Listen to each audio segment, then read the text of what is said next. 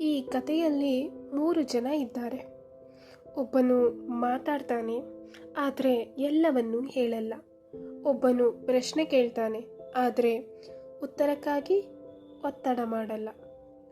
ಮತ್ತೊಬ್ಬನು ಏನೂ ಮಾತಾಡಲ್ಲ, ಆದರೆ ಎಲ್ಲವನ್ನೂ ಅರ್ಥ ಮಾಡ್ಕೊಂಡಿರ್ತಾನೆ.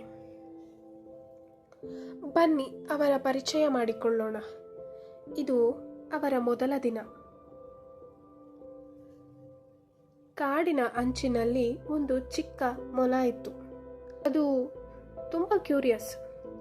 ಎಲ್ಲವನ್ನೂ ನೋಡ್ತಿತ್ತು, ಎಲ್ಲವನ್ನೂ ಕೇಳ್ತಿತ್ತು. ಆದರೆ ಯಾರೂ ಅದರ ಪ್ರಶ್ನೆಗಳಿಗೆ ಸರಿಯಾಗಿ ಉತ್ತರ ಕೊಡ್ತಿರಲಿಲ್ಲ. ಹಗಲು ಅದು ಓಡ್ತಿತ್ತು, ಆಡ್ತಿತ್ತು. ಸಂಜೆ ಆದಮೇಲೆ ಒಬ್ಬನೇ ಕೂತಿರ್ತಿತ್ತು. ಅದಕ್ಕೆ ಒಂದೇ ಪ್ರಶ್ನೆ, ಎಲ್ಲರೂ ಇದ್ರೂ ನಾನು ಯಾಕೆ ಒಬ್ಬನೇ ಅನಿಸುತ್ತೆ? ಒಂದು ದಿನ ಹಳ್ಳಿಯಿಂದ ಬಂದ ಹುಡುಗ ಕಾಡಿನ ದಾರಿಯಲ್ಲಿ ನಡೆದುಕೊಂಡು ಬಂದ. ಅವನು ಜೋರಾಗಿ ಮಾತಾಡಲಿಲ್ಲ, ಹಠ ಕೂಡ ಮಾಡಲಿಲ್ಲ.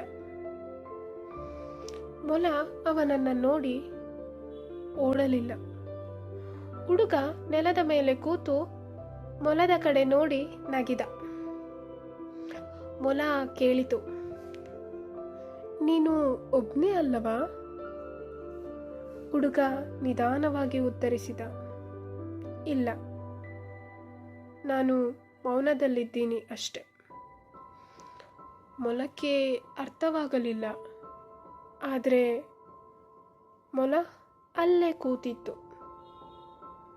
ಆ ಕ್ಷಣದಲ್ಲಿ ಮೊಲ ಮೊದಲ ಬಾರಿ ಒತ್ತಡ ಇಲ್ಲದೆ ಯಾರಾದರೂ ಪಕ್ಕದಲ್ಲಿದ್ದ ಅನುಭವ ಕಂಡಿತು.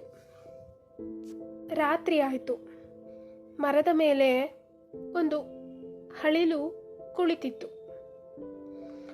ಅದು ಯಾವಾಗಲೂ ಹುಡುಗನ ಹತ್ತಿರವೇ ಇರುತ್ತಿತ್ತು.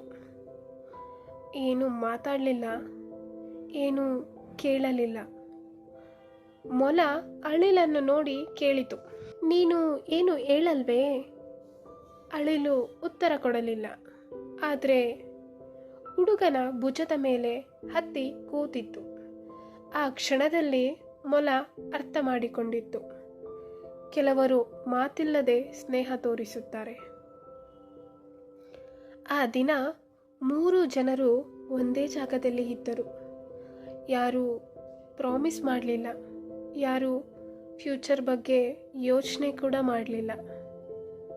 ಆದರೆ ಹೊಸ ಪರಿಚಯ ಶಾಂತವಾಗಿ ಶುರುವಾಯಿತು. ಕೆಲವು ಕಥೆಗಳು ಜೋರಾಗಿ ಶುರುವಾಗಲ್ಲ, ನಿಶ್ಶಬ್ದವಾಗಿ ನಮ್ಮ ಜೊತೆ ಉಳಿಯುತ್ತವೆ.